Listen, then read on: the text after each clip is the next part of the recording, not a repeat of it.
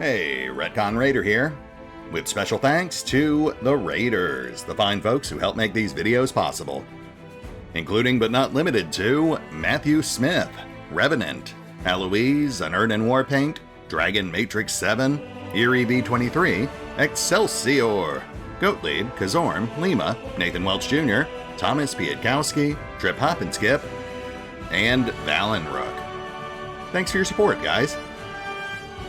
That said, let's get started. Hello, Layla, what's going on here? Hi. Hi.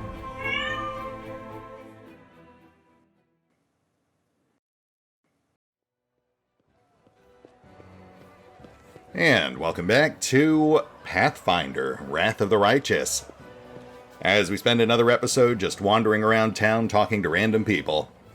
You know, I wanted to speed through this part, but after doing some light testing, it turns out there's a fair number of folks around town with new quests or quest updates or important quest triggers that we have yet to get to, mostly from the new folks who just recently paraded through our command room. But, you know, we'll push through it, and we're going to try to end cap on So-So, because his thing won't trigger until it's after midnight. But of course, once we get past midnight, that'll reset the day, so we want to make sure we finish our Crusade business before then. The way I'm seeing it is we go around town, we talk to, I think, 4 people. That looks right. Then we'll pop back to the castle, we'll do the day's crusading and whatnot. And then we will rest, and then we can go have a chat with So-So, take care of his thing. And that should be everything on our list for this trip. Then next time we can jump right back out into the field. I'm thinking Molten Scar. The old Crusader looks anxious and disoriented. Yes, has something happened? Ciar, what happened to, the kid? Morveg, right?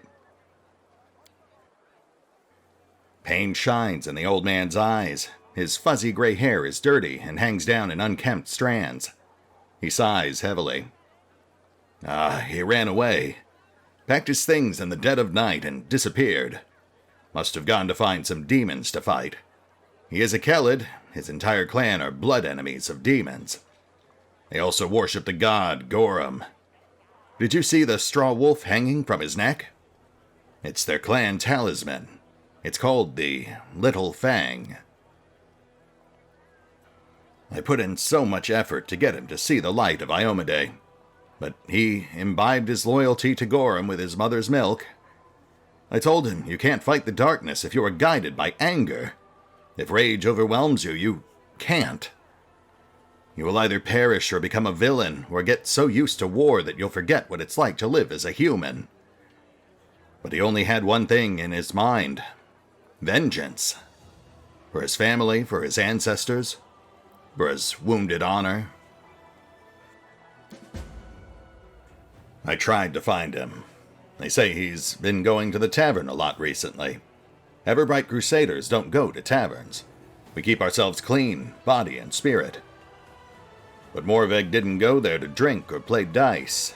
He was looking for a guide. And he found one. A Kelid, too, an old one. A descendant of the Sarkorians. Even the demons couldn't force them out of these lands. They say Morveg wanted to go towards Winter Sun, an ancient Sarkorian settlement. But I don't know what he wanted there or where exactly to look for him. There are a lot of demons in that region. I can't send scouts there with an order to leave no stone unturned. There will be too many skirmishes with monsters and huge losses. The old man looks completely devastated.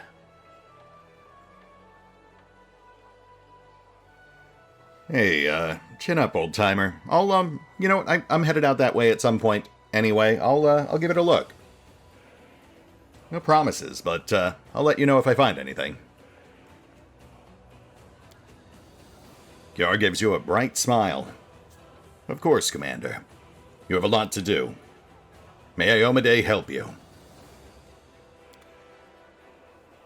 Man, poor Ciar. No one's allowed to be happy for long in a place like the World Wound. But, to be fair, I think it was pretty obvious from the get-go that the whole Ciar and Morvig thing wasn't going to work out. They just had fundamentally different worldviews. And speaking of fundamentally different worldviews, look who showed up. It's Forn Autumn Haze, just lurking in a corner. He's got nothing new to say right now, but it is good to know this jackass is still lurking around somewhere. Of course, now that he's actually shown up, we'll have to keep an eye out for drow ambushes. I think that last one popped up right after we had talked to him about spotting Kaelessa, which was interesting timing.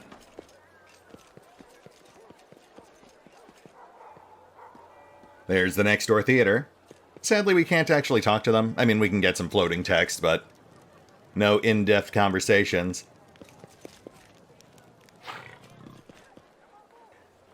I do get the impression, though, that they'll be more closely tied to the whole Trickster campaign. At least I hope they are. They seem to have a pretty minimal presence in my other test campaigns, though none of those got past Act 4, so maybe there's a payoff later down the line.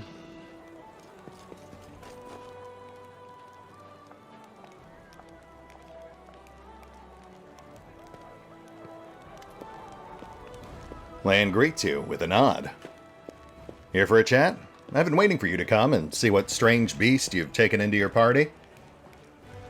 Yeah, so apparently we've never talked to Lann in the current run. So Lann, what are your thoughts on the Crusade so far? Everything you thought it would be? Well, it's hard not to notice when demons start running away from you like a flock of frightened bats.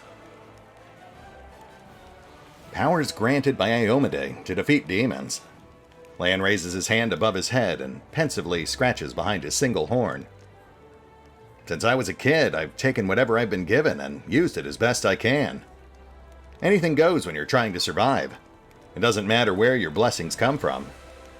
We can think about that when we're old, if we live that long. But, you know, this time even, I'm not so sure. A divine power that just appears out of nowhere? Sooner or later, we'll have to pay for it. I'd like to know what the price will be. That is certainly fair. And how are you adapting to life on the surface? Gotta be different than what you're used to, right? Of course. As far as living conditions, the surface is definitely a better place to be. It's easier to get good food and water, not to mention build a house, and even grow a few things. In older, well-established settlements, you don't have to deal with anything scarier than rats, or maybe some foxes stealing chickens. As for the kind of lives you lead, I heard a story about demon worshippers abducting a whole family and sacrificing them one by one while the others watched. But there were some brave Crusader knights nearby, and they killed the villains and saved everyone. And I heard another story. A young blacksmith lost his arm in a fire and couldn't work to feed his wife and baby. They tried their best and lived from hand to mouth, but they were still destitute. In the end, the desperate blacksmith robbed a traveler one night, out on the road. But there were some brave Crusader knights nearby, and they caught the robber and threw him in prison. Not long after, that was it for his family.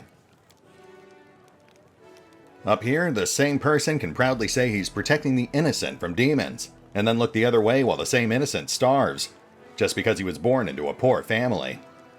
Queen Galfrey extends her life with sun orchid elixirs that cost enough to feed an entire city. Back in our caves, everyone is equally poor, and if one person starves, the whole tribe starves. We don't abandon our own in times of trouble. That's the power of a tribe. The laws of the surface are made so that some get everything and others get nothing. I might just be a naive fool from the caves, but I don't understand how it's possible to have so much more and share so much less. Anyway, look who I'm talking to. You must know life on the surface much better than I do.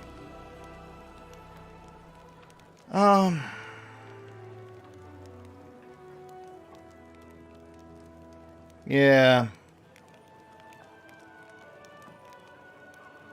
You know what, let's temper things back just slightly. I feel like Vex has gained a fair bit more perspective by now.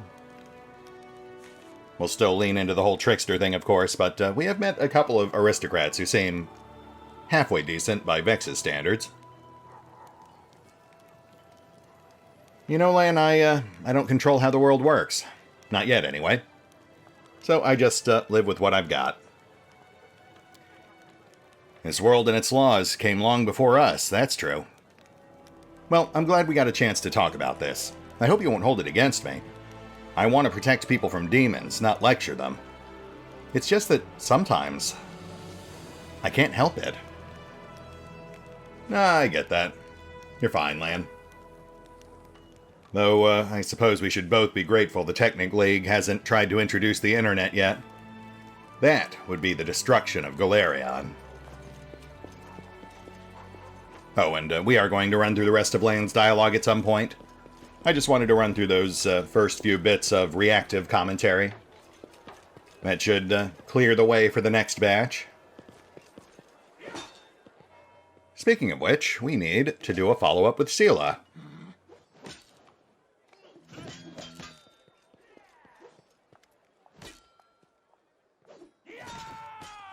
Good days and clear skies.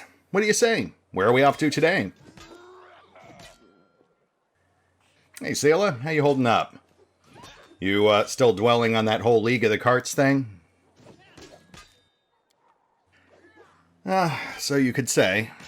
I did what I thought was right. I tried to help a good person with their troubles. And what came of it? I'm sorry, but I won't find peace until I track down Curl and Janna. What were they thinking? Is there any way to get through to them? Or should I just admit I was terribly wrong? There's another thing that's been worrying me. The way people react to your power. And mine. They think that if we've been chosen by Iomedae, they need to pray at our feet. I'm not comfortable with the younger warriors hanging on my every word. Seelah smiles sourly. I feel alone. Nobody else is going to sit with me and celebrate saving a beer cart. And I'd like to regain, if not the friendship, at least the trust of the other knights. Especially those I respect and consider my friends. Like a Lann. Ah, poor Seelah. And once again, happiness is not allowed to exist in the world wound. Not for long, anyway. But, you know, we'll keep an eye out. You never know what might turn up during our travels. And now it's just Seilkind. Then I think we're done. Seilkind bows respectfully and says amiably, I was hoping you would honor me with a visit. I know you're extremely busy, but I've been eager to meet the person who managed to restore Golarion control over a part of Sarkorian lands for the first time in decades. This is incredibly symbolic. Seilkind. So now that we're in a less formal setting, you want to maybe share a bit more about yourself? Oh, I am Captain Seilkind, the commanding officer of a mercenary band called the Blackstone Company. We're the vanguard of an Andoran group of sellswords whose services were paid for by Queen Galfrey. Our advanced forces were sent to Dresden, and I am happy that I was chosen to lead them. Got to say, that's less than I was hoping for, but okay, tell me about your company. The Blackstone Company is proud to be recognized as one of the finest Andoran mercenary regiments. Wait, no, this is all retread material. I could have sworn he was setting us up for, like, a personal request or something. Well, a guy like you must have some stories to tell, right? I hope. Ha! Let's put it this way. If I father any children, I'll have something to tell them. I wasn't even 20 when I joined the Blackstone Company. I've seen my fair share of scuffles, but my goal in every conflict remains the same. To defend the common folk. Not all sellswords treat civilians well, you know, but my soldiers have never disgraced themselves with dishonorable conduct. Once, I even joined an expedition to reach the crown of the world. I swear I've never neglected such crucial strategic necessities as supplying the troops with warm undergarments after that. Despite not always agreeing with my superiors in the company, I earned my reputation as a competent officer. I always relied on thought-out logistics, exercised caution, and strictly followed tactical doctrines. Yeah, well, you certainly look the part. You said you started when you were 20? Is this just your whole life now? Seilkind chuckles. Who knows what the future holds for me? In my spare time, I study history and applied anthropology. I'm just an amateur, of course, but sometimes I think I could be a decent lecturer. Almost as good as I am as an adventurer. Why, I might even find a way to combine the two callings. I was completely smitten when I discovered Sarkorian culture. They were such an interesting people. Just, freedom-loving, tenacious. Sure, their traditions were not entirely flawless, but nevertheless, their demise was a great loss for all of Avestan. Oh yeah? That sounds interesting. You mind if I ask for some details? I understand that few people were interested in this subject. Even other anthropologists unjustly neglect it. But I intend to shed light on this chapter of history. If anything remains of Sargeras, I will find it, no matter how small its shards might be. What is it you find so interesting about this stuff? A sparkle of passion gleams in Seilkind's eyes. Well, they were an amazing people. We're used to treating Sargeras like a barbaric northern land inhabited by brutish and primitive people who condemned magic and danced to the shaman's tune. But this is our snobbery speaking. In fact, life in Sargeras was much more nuanced and sophisticated. Behind the false front we erected, there was hiding a nation of skilled craftsmen, wise stargazers, enlightened priests, and clear-thinking chieftains. They were anything but bloodthirsty and brutish. They managed to create a nation without shackling themselves with the bonds of monarchy or thrusting power into the hands of wealthy magnates. They were cultured, spiritual, curious, and they despised injustice. Sure, they had their flaws, but are there many nations in the world where power genuinely belongs to the people? Over the last few years, I've seen acts of horror, even in Andoran, not to mention in other countries. In Sargeras, power was given to those who earned their authority. I feel that if it weren't for the Whirlwound disaster, they would have given Avestan and the entirety of Golarion a distinct vision of the future, where everyone was free and equal. The fall of Sargeras is a tragedy, and therefore we must expend every effort to collect the pieces of that picture. How exactly do you track this stuff down? Just while you're out on the job, or? I'm sending scout patrols out to places where, if my assumptions are correct, there may be still Sarkorian refuges hidden in plain sight. I don't believe a whole country can perish without a trace. Among the locations I'm interested in are Pelura's Falls, the mining town of Zazvil to the west of here, the city of Underen, Bloodwood Settlement, and many others. The captain's expression grows stern. Of course, some of the company commanders think I divert too many resources to such expeditions, but I couldn't care less. If there are any survivors, we will save them.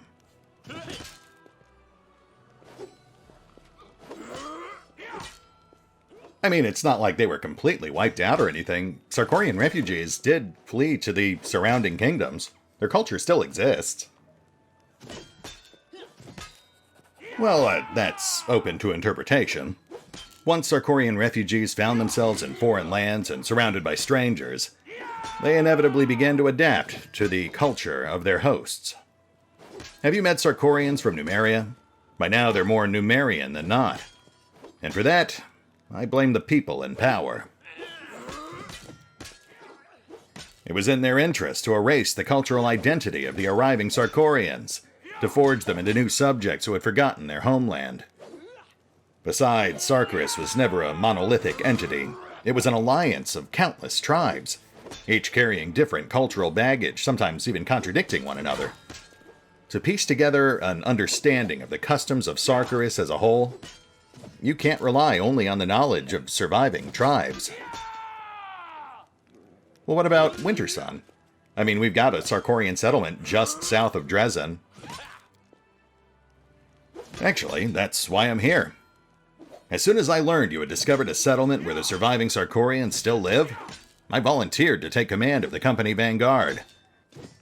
It's a fantastic, priceless anthropological discovery, and I hope the devastated lands of the former Sargeras still have little nooks like Wintersun.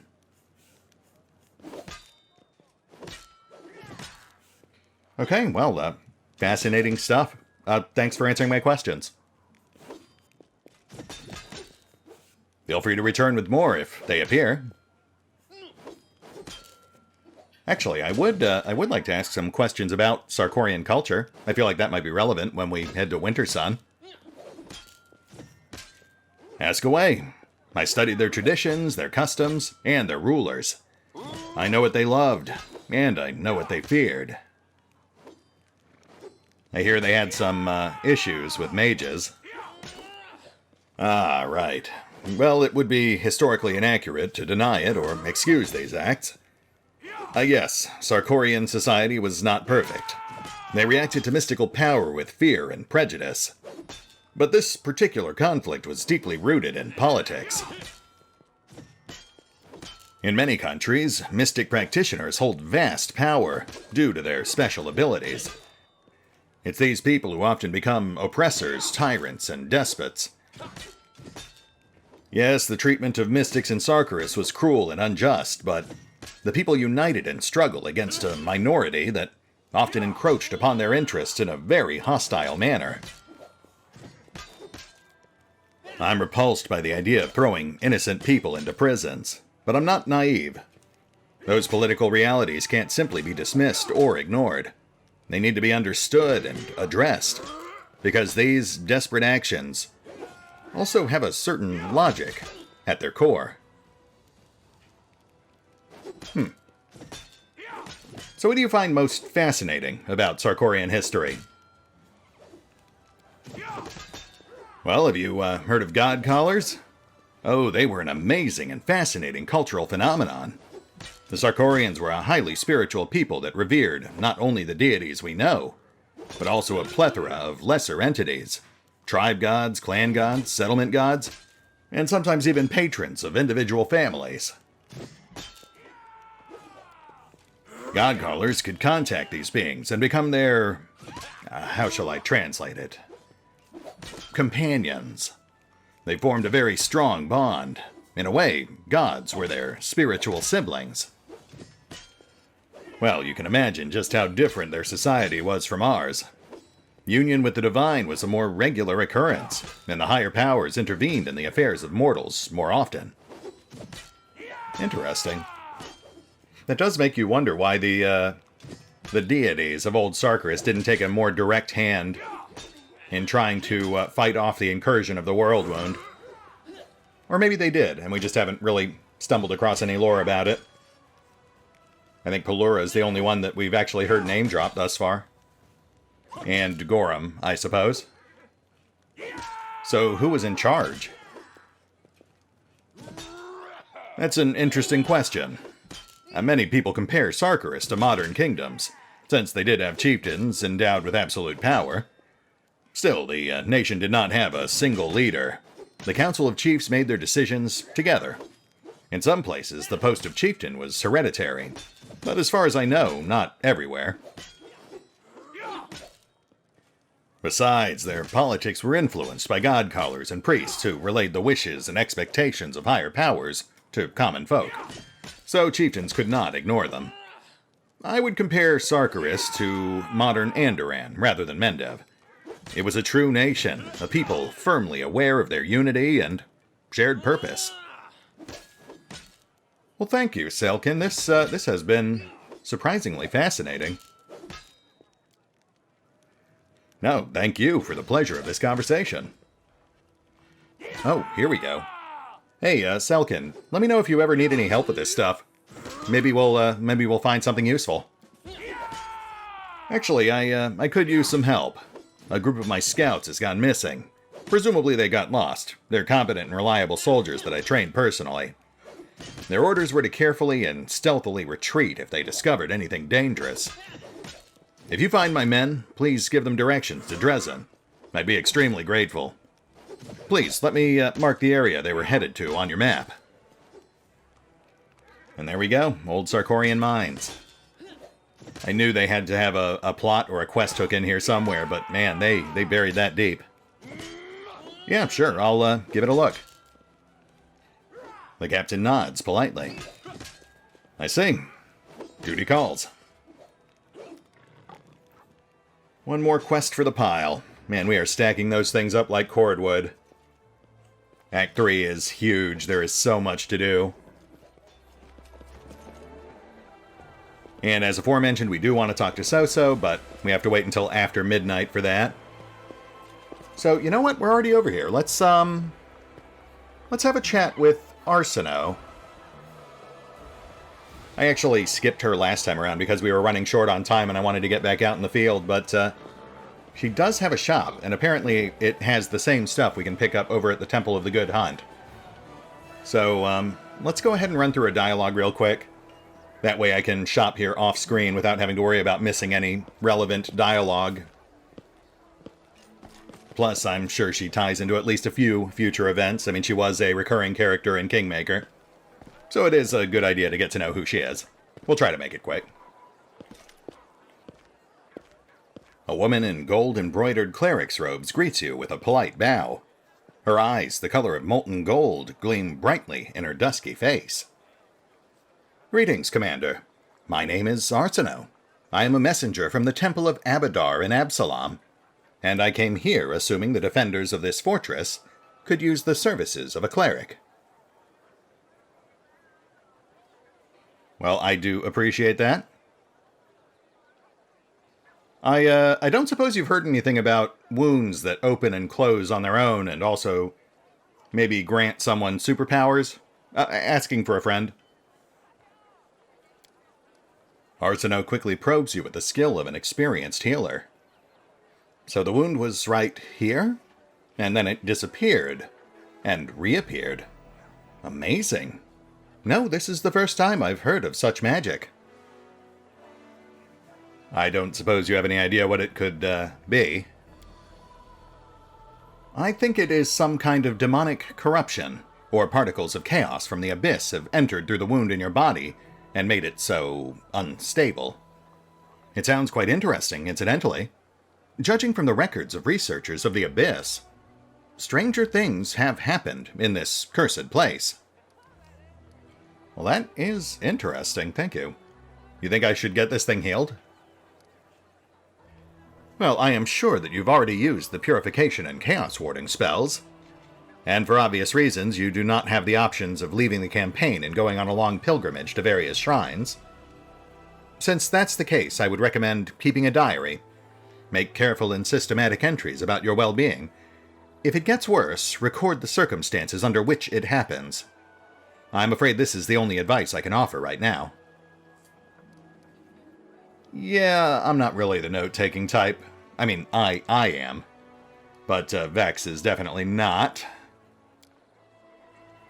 Thanks, Arsinoe. I will certainly take that under consideration. So tell me, what do you do around here? I can sell you various divine spell scrolls. Even if you don't have anyone in your party who can read them, I'll be happy to read it for you right here. However, take care out there on your travels. A scroll is useless without someone who can read it. To use a scroll while you're on the move, you'll need a spellcaster whose magical training covers such spells, or someone skilled in magical devices. Got it covered, thanks. So tell me about Abadar. What's his deal? I'd be delighted to. Abadar is the patron deity of law, trade, and prosperity of cities. He teaches that law and order allow civilization to develop and keep people safe and wealthy. Iomedae and Abadar are allies, since Iomedae also holds order and nobility above all else. It's hardly surprising to see so many mighty fortresses and wonderful cities in Mendev bloom under her blessing. Cool, I appreciate your brevity. So how'd you end up in Dresden? My story has grown longer and longer over the years, yet, sadly, it never gets any more interesting. I was born and raised in Absalom. Soon I realized that bringing the word of Abadar to places where it's already been heard was too easy a challenge for a cleric like me. I have traveled all across Golarion since then, watching civilization bring enlightenment to the wildest of places. This brings joy to my heart, and makes me feel like I serve my God with my deeds, and not only with my words. The tiny barony and the stolen lands that had been my home for a very long time eventually turned into a strong and prosperous kingdom, and I felt that I had to go somewhere else and bring the blessing of Abadar to someone who really needed it. It will take quite a long time for Dresden to recover and become an unfailing stronghold once again. I will do my very best to help. Well, it is good to know that things worked out for Silverleaf, I guess. I see you've got an altar set up out here? Yes, I have. And before you ask me why I did this when there is a Temple of Iomedae in Dresden, I will answer. Even though my god is the ally of the Inheritor, some still prefer to pray and trust in Abadar instead of her. After all, my humble altar is no worse at removing the corruption of the Abyss than the grandiose altar in the Temple of Iomedae. I am detecting some slight snark there. So you're an Aasimar, right? Oh, yes. I am indeed an Aasimar. Hard to miss, isn't it? I look exactly like my great-great-grandmother, but I am the only one among my kin to have Aasimar blood manifest so visibly in my appearance.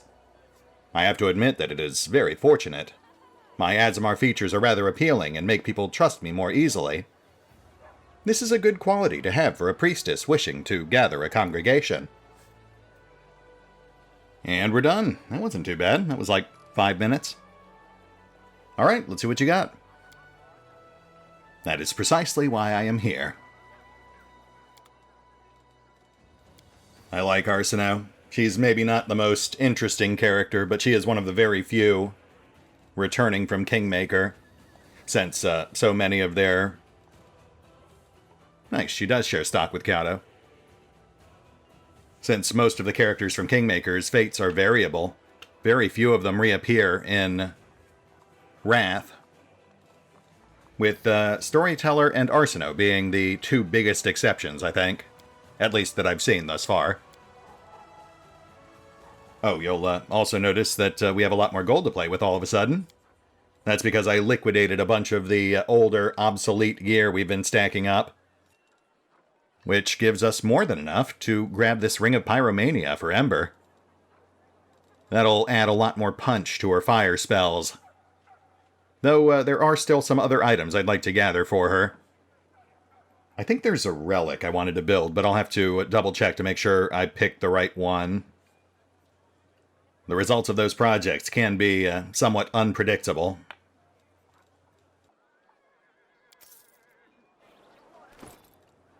And let's get that ring equipped while I'm still thinking about it. Which I guess means we need to lose the Ring of Chaotic Fascination. That is unfortunate. That's going to make her even more vulnerable than she already is. But I suppose such is the price we pay for infinite arcane power. We'll just toss the Ring of Chaotic Fascination over to Waljif instead. That seems fitting.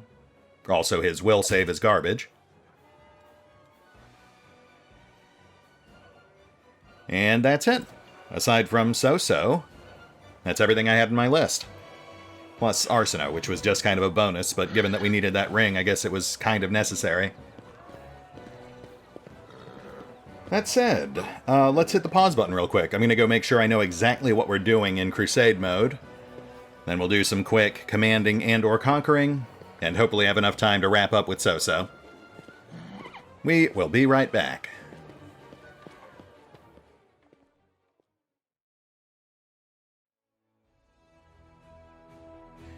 We have returned. Already entrenched in Crusade mode, as you can see.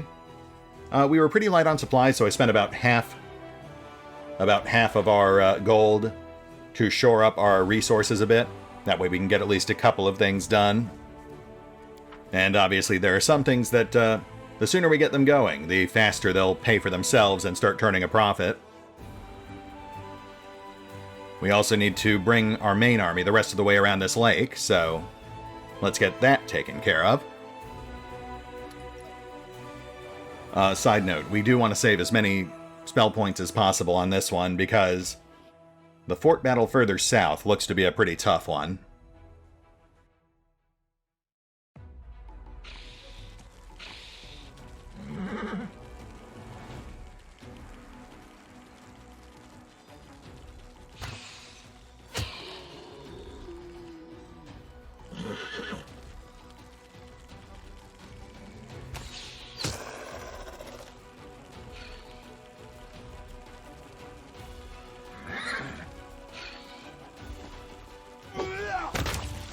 Oh my. Gotta love those champions.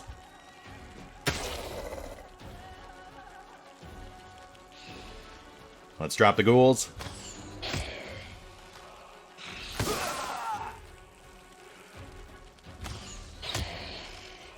Oh no. Okay, we didn't get them all. Yeah, that's a slight problem.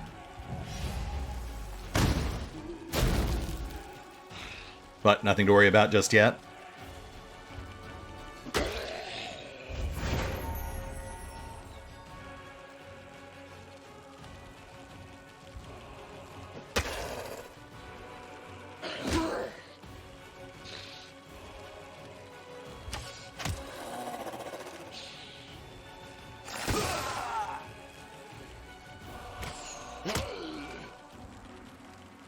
Yeah, okay, we're good.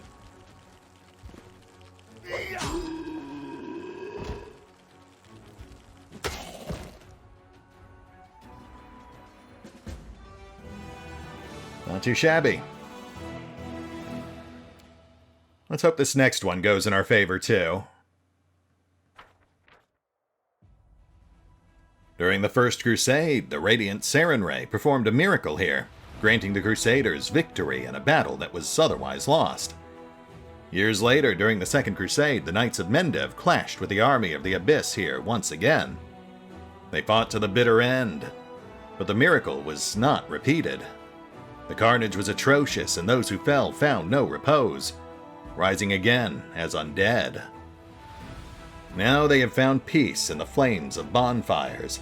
The Crusaders cleansed the blood and dirt from the statue of the Sun Goddess, lifting with trembling hands the sacred golden symbol from her chest. A relic, long believed to have been lost. Which nets us Faultless Daybreak, another relic project item. And yet more lore for the pile, which we will, of course, get to eventually, in a side reader episode, for those who care about that stuff. But for now, we continue along the coast.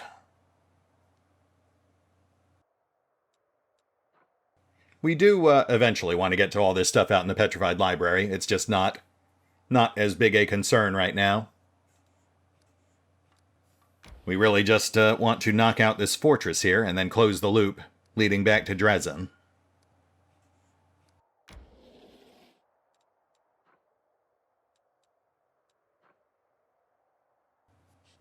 So this one doesn't look too bad, but they do have a lot of cultists and a caster general. So we're going to hedge our bets by boosting our savings throws. With any luck, we should be able to hopefully nuke them with spells before they do too much damage, but we'll see how this goes. We might take some losses.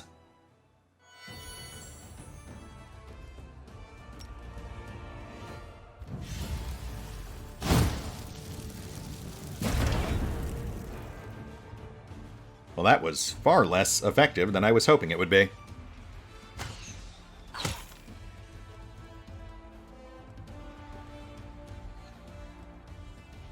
We've got to trim those incubi.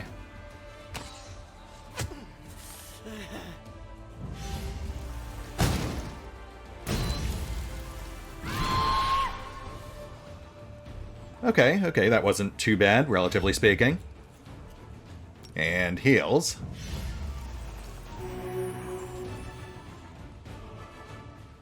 Lock down the cultists. Oh, hey, nice. And Firebolt.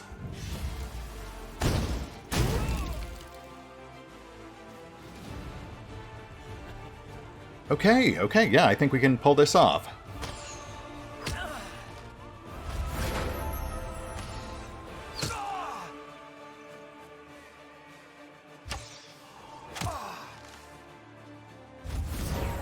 Hey! Still not enough.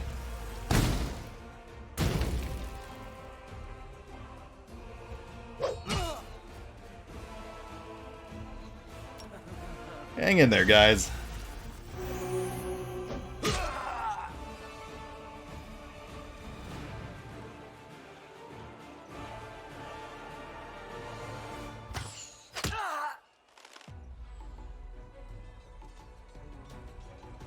Yes.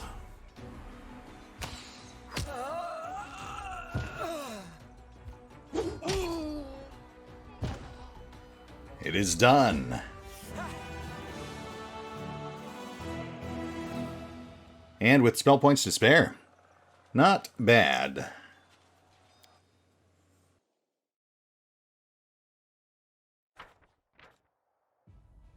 Huge clefts have been hewn into the rocky land, leaving only a high, narrow passage, wide enough for a rank of only 5 soldiers. Demons put up a fierce defense of the cliffs above, but were slaughtered. So now Crusaders can take control of this advantageous defensive position. Neat. Which means, of course, that now our main party can pass through that node. And it gives us a new outpost that we can now construct buildings in. Dare we go for one more? I mean, we do have one more army in our path before we close the loop.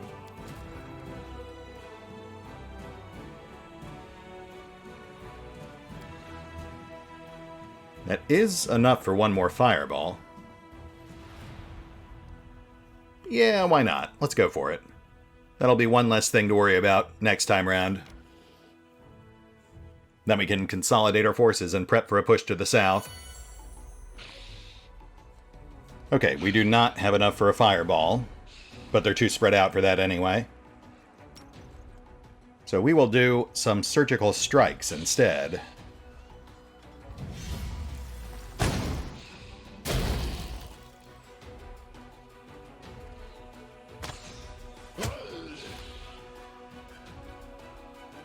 Zombies are about 3 rounds out. We'll focus on the whites first.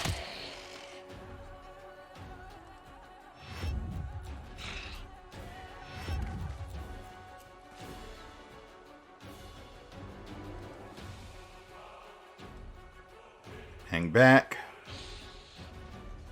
But don't leave the archers exposed.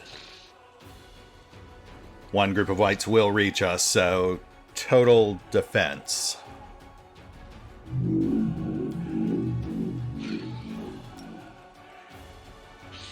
Soften up group 2.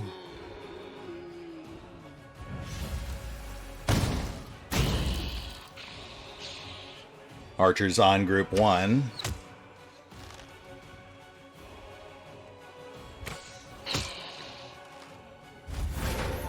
Hey!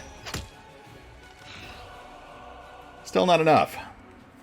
And hold. We're going to take some hits. But then we counter-strike. Ooh, nice.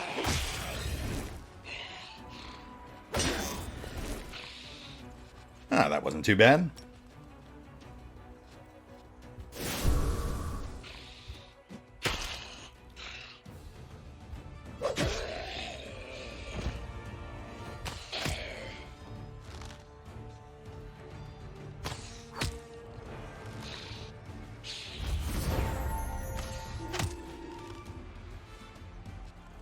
Yeah, this is going to be close.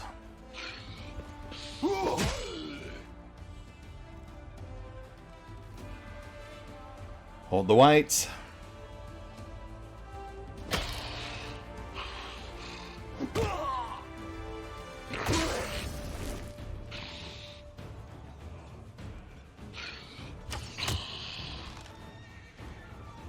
But our champions are not going to last long out there if they get double teamed.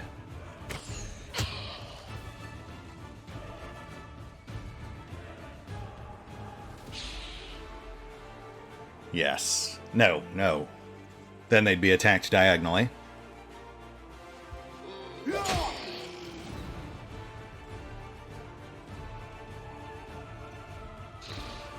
Okay, okay, I see.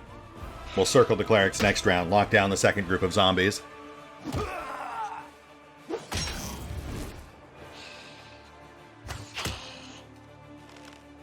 Yeah, this should work. We'll bring the Crusaders back to focus on the whites, and we'll circle the clerics around to engage the larger group of zombies.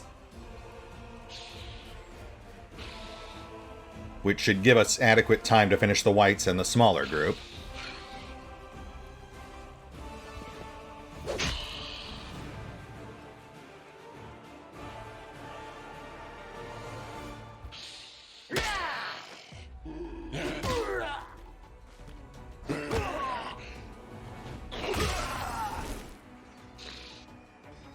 We do need healing on the champions.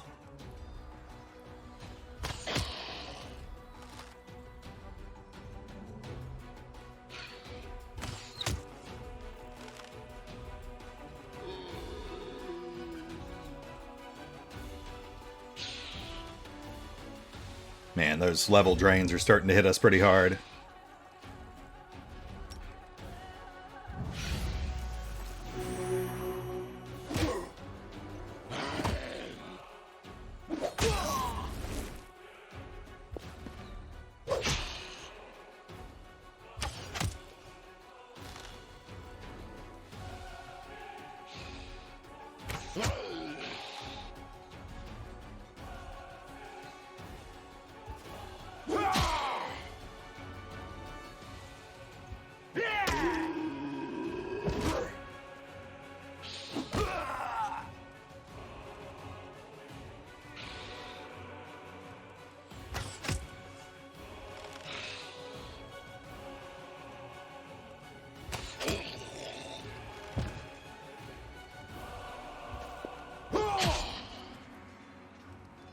And now, it is a war of attrition.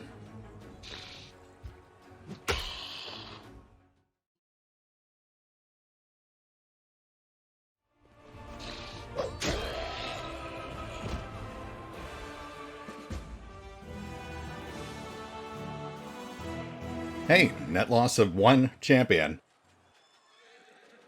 Sucks to be that guy, but yeah, I can live with that.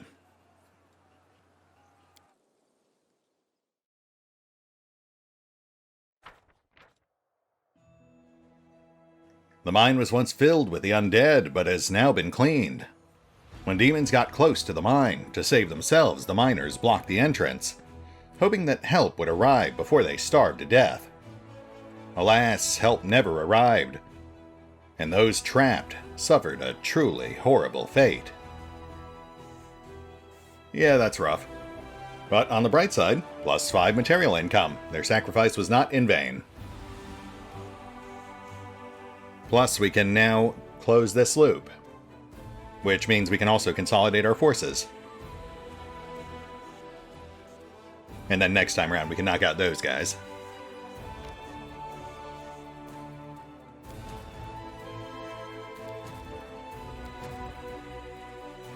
Where did these guys come from? The Blackstone Company, maybe?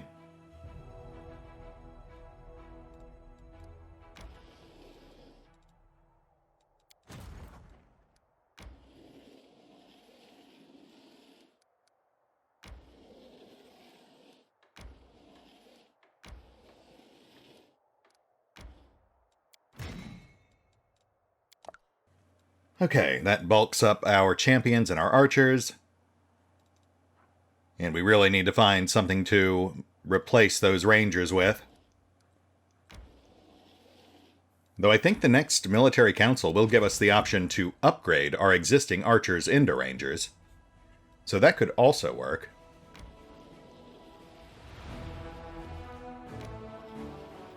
I don't know, I kind of had my eye on marksmen, another glass cannon unit. Like the champions, they're massive damage output, but low durability.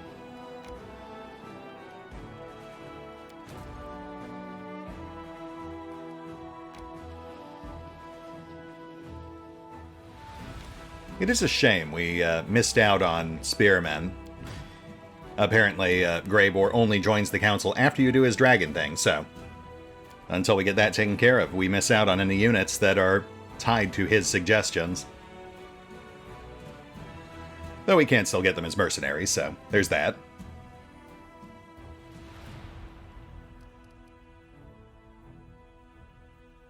Anyway, as aforementioned, I did some light rearranging here.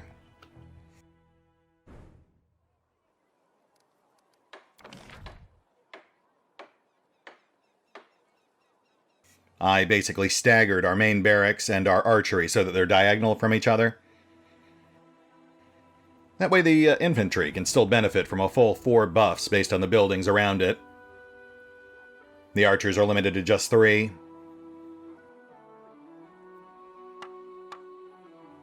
Yeah, I'll probably do another apothecary over here, though their benefits from it will be relatively minimal. Then we have archers up here, of course, and we're going to have casters over here and cavalry down here.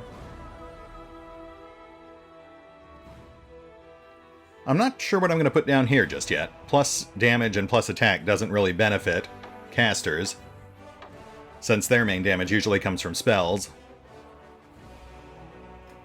Of course, we've still got plenty of time to think about that. For now, we are just here to... Oh, we can do main stables. I didn't realize we'd unlock that. Yeah, let's get that going. Well, shoot, I did not budget for that. We'll have to buy more materials because that eats up pretty much our entire stack. And we still need to get that teleportation circle going.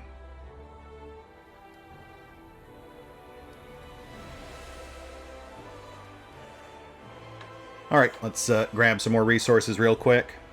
We'll get the teleportation circle set up.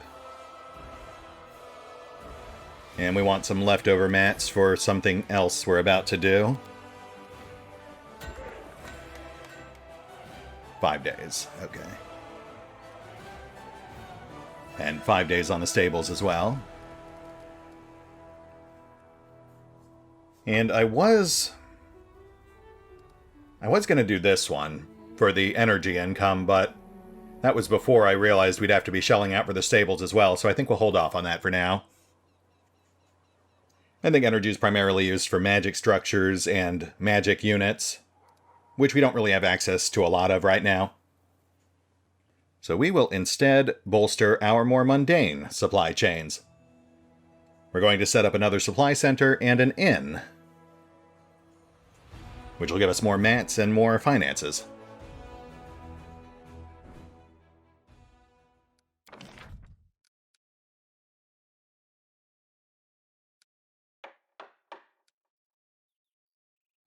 So it takes about 15 days for the supply center to pay for itself, but the inn pays for itself pretty much immediately. The main downside on the inn, though, is that you can only have it in outposts with no military structures. So this is essentially just going to be a dedicated resource outpost. We'll probably set those up all along the right side of the map where it's relatively safe and we don't have to worry about enemy armies. Yeah, and then I think we'll supplement that with like hospitals, and I think we also unlock some other resource stuff later, but that might be path specific.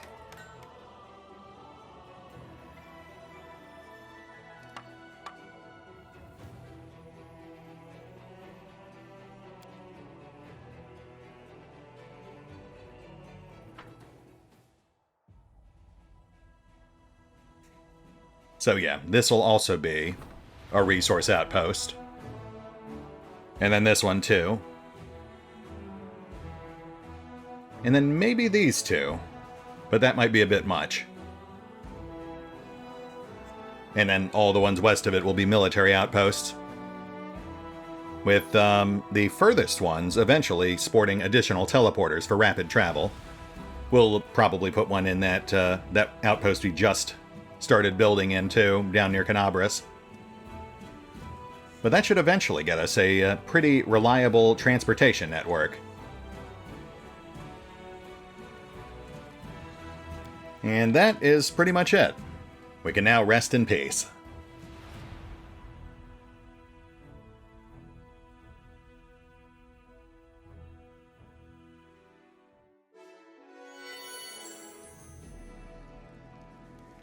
Well, shoot, that actually puts us past time, so I don't think we have time to chat with Soso today. This'll actually give me slightly more time to play with respecking and whatnot. I should probably do that before we rest anyway, so that Waldjeff's spellbook is filled out properly. That said, we'll hit the pause button for now. I'll hammer out the details on our revised party build, and we will pick up here next time, as we get some rest, have a chat with Soso, and then hit the road once more. I'm thinking Molten Scar? Is that what I said earlier? I feel like that's a pretty good place to start. See you then.